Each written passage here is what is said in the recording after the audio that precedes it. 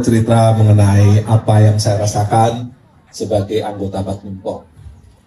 Jadi pada saat awal saya pensiun tahun 2020, itu 2 tahun pertama itu boleh dikata itu satu waktu yang sangat membosankan.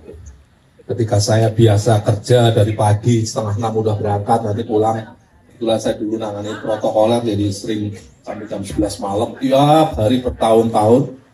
Kemudian begitu pensiun, bangun pagi cuman buka HP, sarapan, bengong lagi. Buka HP, sarapan, makan siang, bengong lagi. Terus bertahun-tahun sampai 3 tahun. Sehingga akhirnya merasa kok hidup begitu membosankan. Nah, satu saat kemudian saya diajak Pak Jo Sultan Buna yang mengatakan, Pak, Bapak kan suka pingpong, kenapa nggak gabung saja? Dan saya kemudian gabung ke sini, setiap hari main pingpong, sehingga sekarang kalau pagi saya siap-siap baju, siap-siap tas, dan ini saya izin sama istri saya ngantor dulu ya.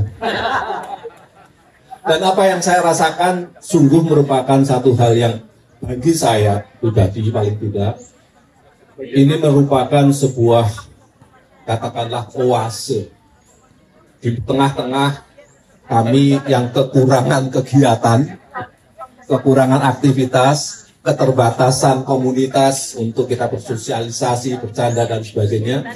Tapi ketika saya menjadi anggota Badminton, datang ke sini pagi-pagi terkadang belum sarapan, tahu-tahu pulang udah merasa sudah lebih dari sarapan. Banyak sekali makanan. Kemudian juga berangkat, bawa baju cuma 2, tapi begitu pulang sudah basah kuyup semuanya. Jadi begitu pulang dari sini kurang lebih jam setengah 12, jam 12, istirahat sebentar, nunggu duhur. Setelah itu kemudian bisa tidur siang, bangun jam 4, jadi sudah serasa seperti kerja. Jadi saya sungguh merasa berterima kasih kepada bapak-bapak dan ibu-ibu yang telah menyiapkan wahana yang kita sebut sebagai badminton ini dan sekaligus mengelolanya dengan cara yang saya kira sungguh luar biasa. Di sini rasanya bukan hanya olahraga, bukan hanya sekedar guyup dan sebagainya, tapi saya merasa sudah menjadi bagian dari sebuah keluarga yang penuh dengan kebersamaan. Dan ini saya akui hampir tidak pernah saya temukan di tempat lain. Karena saya sudah berpindah rumah itu 3 kali. Jadi pertama saya tinggal di Bulungan sana, di Mendawe, selama kurang lebih 7 tahun, terus kemudian pindah ke Cinere, di situ hampir 9 tahun. Dan kemudian di sini sejak tahun 2008. Tapi rasa-rasanya dari semua tempat yang saya tinggali tidak ada seindah Bona ini. Terutama sekali lagi dalam hal keguyuban, dalam hal kebersamaan, dalam hal kekeluargaan, dan dalam hal makanan yang nggak pernah gratis pula. Jadi bapak-bapak, ibu-ibu nggak usah khawatir. Kalau pagi datang sini lupa sarapan, nggak usah khawatir. Pulang pasti sudah kenyang. Dan tentu saya ingin mengundang bapak-bapak dan ibu-ibu yang belum bergabung ke tempat ini, marilah bergabung ke tempat ini. Ini adalah surga terutama bagi lansia.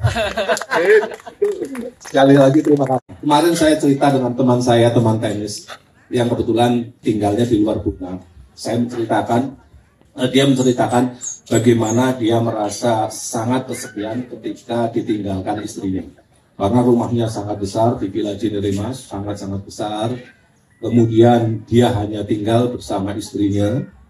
Kanan kiri tetangga tidak pernah berkunjungan.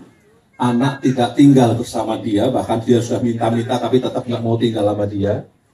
Sehingga dia kesehariannya itu menjadi lonely, hal yang sepi. Jadi dia sudah sangat-sangat merasa kesepian.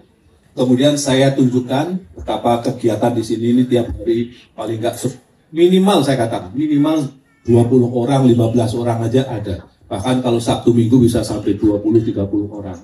dia sangat tertarik. Jadi saya kira ini juga menginspirasi, dan mungkin kalau dimungkinkan juga tidak ada salahnya sih kalau ini juga dibuka untuk orang-orang yang ingin bergabung untuk memberikan ruang kepada mereka menikmati kebahagiaan di masa usia senjanya. Saya kira itu.